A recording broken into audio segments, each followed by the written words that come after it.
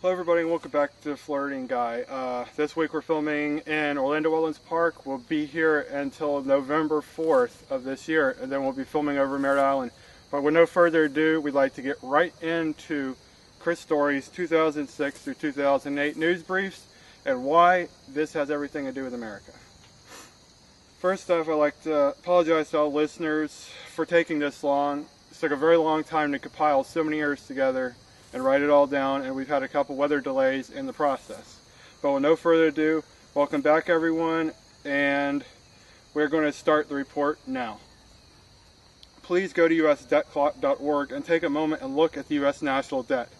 Those are the official numbers you are told. At the top of the Thefloridianguy is Ron Paul's debt clock, which you will notice the true national debt is $74 trillion and counting. This has everything to do with what Chris Story reported for 5 years. Christopher Edward Harley Story, 1938 to the 14th of July, 2010, was one of the bravest patriots many of us had ever known. Many of us who read his reports over the years knew him personally as the editor.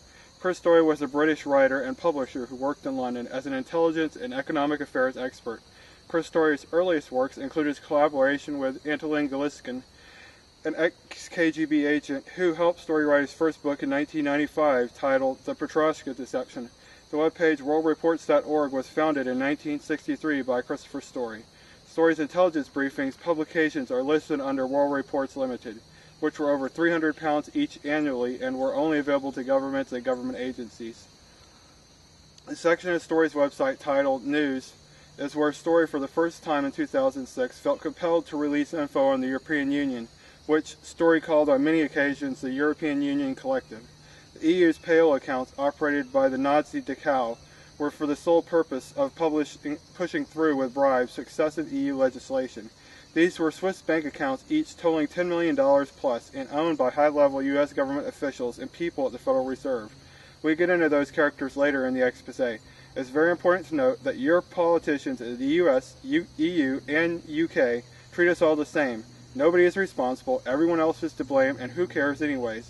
The black intelligence Story talks about in his reports are the DVD, Deutsche Verteidigungsdienst, a Nazi group bent on two things. For us the war never ended, we shall build 1,000-year rights on the ruins of the U.S. Its secret long-range scissor offensive is against the main enemy, Britain and the U.S. The EU Collective and the CIA are its two power organs. I also want to add that is not to be twisted into nationalism, which is totally different.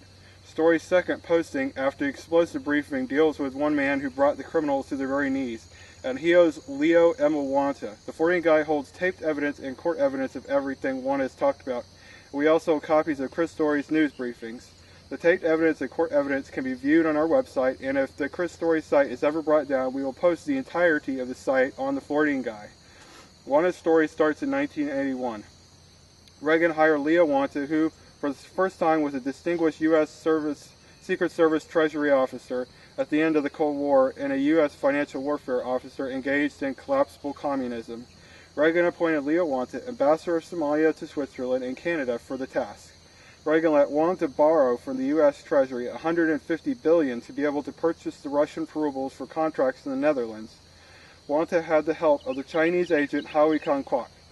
With the ruble worth $1.20 on the exchange market, Wanta was able to purchase them above normal quantities and far below the standard exchange rates, 18 to 23 cents on the dollar, to his company named Ameritrust Group Incorporated of Vienna, Austria, and other locations. Ameritrust Group then resold the rubles at higher exchange rates to other investors. What this did is short the ruble because the Soviet bankers could no longer bear the pressure of cashing in their own currency. The money Wanta and Howie made on Ameritrust Group was then hidden in offshore bank accounts all over the world, and the money's doubled in value every 2 years. Everything Wanta did was perfectly legal and was carried out under Reagan's Executive Order 12333, which was signed by Reagan on December 4, 1981. The total sum was $27.5 trillion, and the $150 billion startup capital was repaid to the U.S. Treasury, and the rest of the profits Reagan intended to be used to pay for the United States infrastructure needs. As many of us in 1991 recall, this was the total and utter collapse of the Soviet Union. Jump forward to 1993, Leo Wanta asked by Vince Foster, who worked for President Clinton, to start a SEAL project known as the Children's Defense Fund. One arranged for 3 payments of $81 million in U.S. Treasury notes, which were given to Foster, who gave them to Hillary Clinton. Because the total amount of $250 million appropriations fund for Sweden was not authorized by Congress, Wanta was arrested and jailed in Sweden for 134 days. In that long period of time in Sweden, the DVD and the CIA declared Wanta dead. The criminals poisoned Howie and then stole the funds they could get in their hands. Why did the banks allow this theft to happen? The criminals allowed the banks to collateralize the funds, keeping the economy afloat through the 90s and into 2000. It is also highly suspect that former President Reagan in 1994 announced his Alzheimer's disease 1 year after Wanta was jailed in Sweden. British intel at the time claimed Reagan to have poisoned with a pathogen that is capable of reproducing the disease, the purpose of which was to stop Reagan from remembering instructions and undertaking while he was president, so the criminals could steal the funds. It is important to veer off topic a little here to explain the Children's Defense Fund as a slush money vehicle the Dems in this country use. The fund destroys marriages, the family, and is a predecessor to abolition of private property.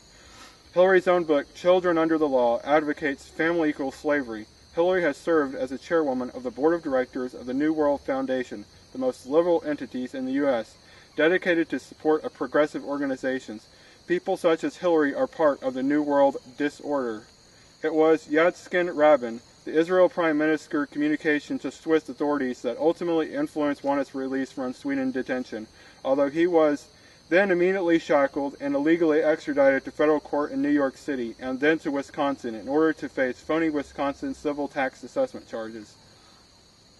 Let it be known that Wanta paid the $14,000 tax assessment charges twice and his home was taken from him, but he still remained in prison. The only reason Wanta got out of jail in November 2005 after a 12-year prison home confinement was that Story came to Wisconsin and paid the tax assessment of $14,000 out of his own funds. Story did this not because he liked Wanta, but because it related directly to the EU payroll accounts he was investigating, and Story knew it was the biggest story ever. After Wanta got back his belongings, he went in search of the remaining accounts, not diverted to the criminals, and was able to find $7 trillion in bank funds. The criminals essentially diverted or stole the rest, and these criminals are none other than Bush-Clinton crime families. It was none other than Bush Sr. who tried to kill Reagan in the 1980s and was director of CIA Langley, now called George Bush Sr. of Intelligence. Hillary Clinton stole $250 million alone, Children's Defense Fund, out of $27.5 trillion. Enter the ICJ World Court, investigating accounts in Europe owned by U.S. officials that were declared offshore non-tax accounts in August 2005. These accounts are then the stolen Wanta funds, and that the banks collateralized the funds and then cross-collateralized them. Of course, this being the housing market scams, Freddie Mac, Fannie Mae, Greenspan, along with anyone who had access to the Federal Reserve, Federal Open Market Committee, DOD, NSA, CIA, Defense, White House, and NATO, all have illegal offshore banking sheet trading operations overseas. This gave the Zion Nazis and the bankers exuberant wealth in derivatives, but it also helped build the CIA power base on this money. Not only did the criminals steal the money promised to the U.S., but they stole Wanta's $18 billion personal account as well. It was none other than Alan Greenspan who misallocated $742.5 billion of all of this money.